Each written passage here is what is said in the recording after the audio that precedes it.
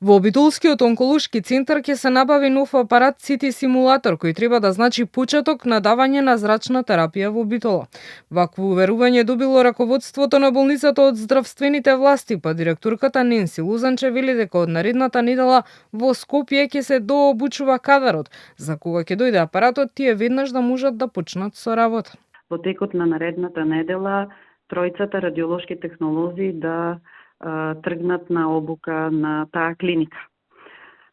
Тоа би значило симнување на огромниот товар кој го носат пациентите со малигни заболувања, бидејќи, како што кажавте, инфраструктурно болницата може би е најмногу опремена, меѓутоа недостасува уште CT симулаторот за кој имаме цврсто ветување од владата дека за брзо време ќе биде набавен, што представува огромно олеснување за овие пациенти. Според министерот за здравство Азир Алиу, кој вчера попладнето беше во посета на Битолската болница, не само што онколошките пациенти во Битола може да очекуваат дека ќе добијат зрачна терапија во својот град, туку тоа ќе биде на брза трака.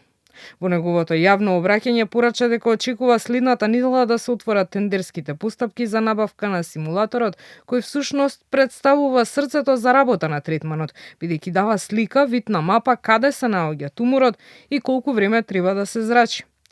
Инаку за прв пат зрачна терапија во Битола беше најавена уште во 2013 година, кога се изгради бункерот, а се набави и акселераторот.